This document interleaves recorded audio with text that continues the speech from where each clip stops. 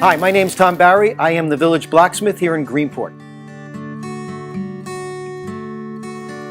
Greenport, Long Island is the home of the East End Seaport Museum.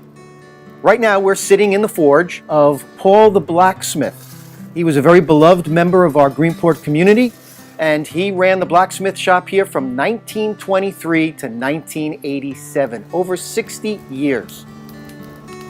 The mission of our village blacksmith is primarily education. And everything that we do here is all about different techniques of blacksmithing. So each of the projects that I do, they're completed in anywhere from 15 minutes to a half an hour, and people get to see all or part of a build. Today we're going to make a simple bottle opener out of a piece of flat bar. And the first thing we're going to do is put the piece of metal into the forge, and the forge is going to heat that piece of metal up to about 1800 to 2000 degrees. What I'm running here is a coal forge. This is a solid fuel forge. We're burning anthracite coal, which is not the typical coal that a blacksmith would use. Most of the time blacksmiths would use a form of smithing coal, which is a bituminous coal. Here I'm using a higher grade of coal so that I don't have any smoke going up the chimney with all the open air restaurants that are around me down here in Greenport. So right now we're cooking pretty good. We got a nice hot fire. There's our nice temperature that we want. That's about 1800 degrees. Once we get the piece of metal up to temperature, we're going to punch a slot through a section of the metal at the very top. I'm going to hammer it through. Not all the way. Just about there, and we're going to knock it out. And we're going to heat it back up again. We're going to do that a couple of times here. We're going to constantly reheat the metal. And I'm going to grab a second drift. This one's a little bit wider in diameter. And we're going to take pieces of metal that we've shaped into a conical shape, and we're going to pass that through the slot, ever widening the piece of metal into a ring. And we want to be able to fit it over the width of a bottle cap. So as we drift it through, it'll take 3 or 4 drifts. We'll also work the piece of metal out on the bick of the horn.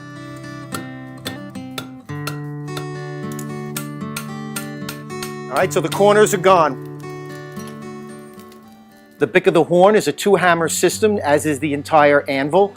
And every time I hit the piece of metal on the anvil itself is hitting from the underside of the piece of metal. Once we've got the ring to the size that we need, we'll put it onto a sizing post. It is not yet big enough to be a bottle opener. And that sizing post will help ensure that I've got the right size. And now I'm going to finish it up. And it also gives me a great place to do some finish hammering on the piece of metal. It's getting bigger and bigger, but you can see now how the ring is a pretty good shape. Once the ring is finished, it's time to put in the lifting mechanism. We're just going to heat up the metal again, but we're going to put it in the fire tail end first. If I stuck the ring in the fire, trying to get the throat there hot enough, I'm going to burn the ring off. We're going to push metal from the main bar out into the ring. So when I get a nice bright orange, I know I'll be able to move the metal pretty easily. And that's what forging is all about. Basically, anything that you can do with clay, I can do with metal. As long as I heat it up to the temperature that it will move, I can use my hammers and I can use my various tools to manipulate that metal around. Most of the time we're not cutting things in pieces and then reattaching them. We're taking metal in a bigger form and we're attempting to move that metal around. We're going to grab a little spot right in the throat, and we're going to hit down first. All we need is a little bit of material to move into the ring.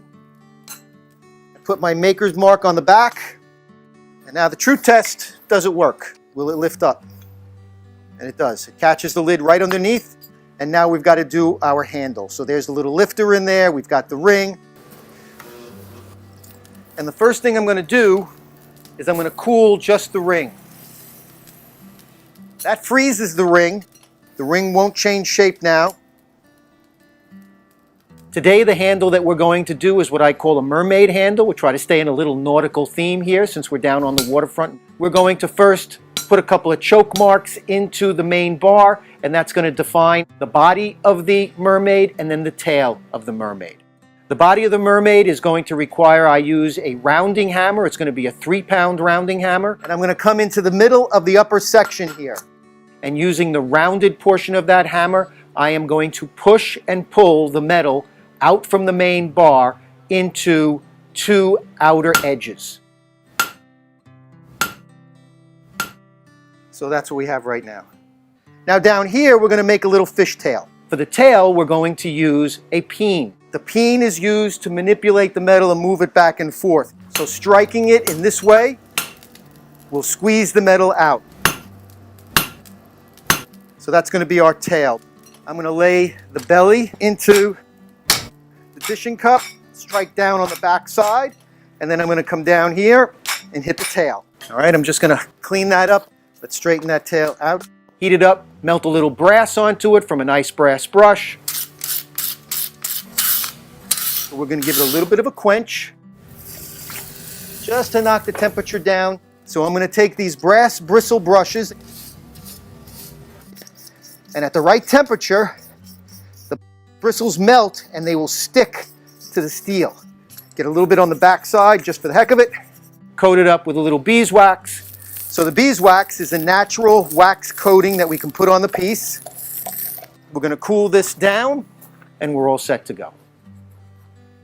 We started out with that, and that's what we ended up with, a little handmade, what I call mermaid bottle opener. And we'll shape that up just nice.